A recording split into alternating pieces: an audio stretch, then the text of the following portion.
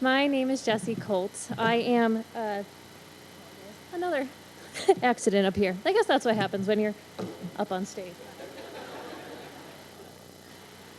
I'm in the Department of Psychology, and I am the program director of the MED and School Counseling Program. Today I'm going to talk to you about the late work explanation form. My first question to you all is, how many of your students look like this? They might be stressed. It could be at the beginning of the semester, after you talk about the syllabus, after they're maybe just inundated with all their other courses. So how many of you all offer extensions for assignments when people are stressed? That's something that last year during this conference, the keynote speaker talked about the late work explanation form. And I took it this semester and back in the fall to my students in my class, helping students communicate what they need help with. Communicate other than on email or in Canvas, this information that, life happens, right? Things happen where we have stuck points. We might not be able to get assignments done on time.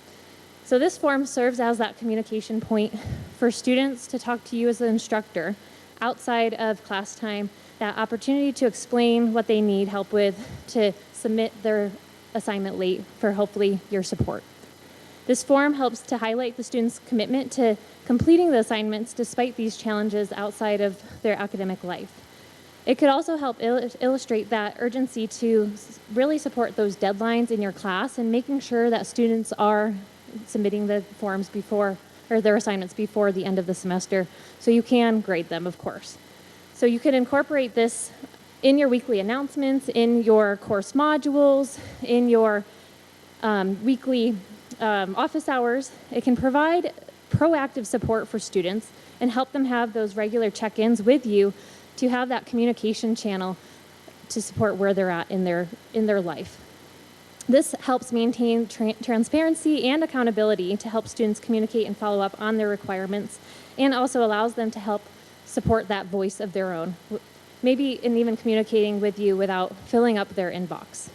This can help you as an instructor connect with students on a more social and emotional level to help better understand their needs. So an example I'll share here next. I've used this form as a Microsoft form. You can use it as a Google form, and you can use it maybe as a Qualtrics form, whatever avenue that you have in your back pocket. But really what I say to the students at the beginning of the semester, you're allowed to submit assignments late. It's just making sure that I can grade them before the end of the semester. Things happen in our lives. I have things that happen too. On my last day of class this last semester, I was expecting my firstborn child, and it happened really quickly and fast, so I had to make sure that I could get things graded, or at least get that help. So there's just an example of the text that I share. I have this disclaimer to have some directions on how to use this form. I ask my students to use it if there's an emergency, if they're thinking ahead that they might be missing an assignment down the road. So I have these 5 simple questions that come up in their form. It gets at what's their information. So what's your name? What are the details? What's the reason for the lateness? What's your plan for catching up? And then what do you need help with? So I'll provide this example of what I have. I just snipped it from my form here. And I either ask for that expected date of submission, or if they can at least ask and reach out for help.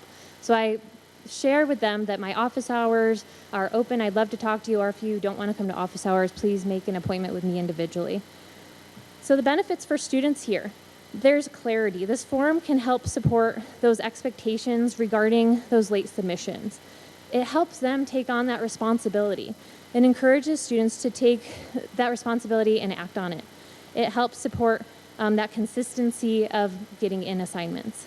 For instructors, we also have benefits to support documentation, making sure that we have a record of what students are sharing with us, helping make informed decisions, whether it's granting extensions, making sure that you have the right information, and just that consistency between what you're communicating with all the students in your classes.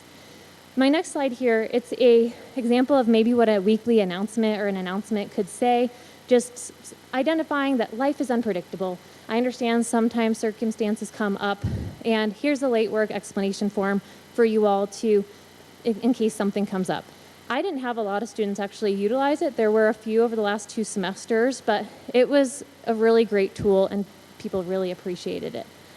So just remembering that our students, the most important thing is communication, is hearing what isn't said. A lot of the students might feel intimidated to talk to us either during office hours or after class time, maybe even in an email. So understanding that maybe if they are late on an assignment, something's going on. So this can offer that channel of communication and help connect you as students, letting them know that you're aware of the stress they might feel, and especially if they need that extra time to complete their assignments. It's one tool that can help them feel heard, having that instructor support for their personal situation, and also giving grace when they complete their assignments.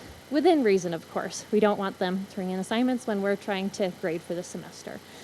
But if you do have questions, I'm happy to answer anything and give you the example that I used. But my last question for you all is, how can you open a channel of communication to support your students and their needs? So identifying that outside of maybe office hours or our emails is something that I hope that you consider. Thank you.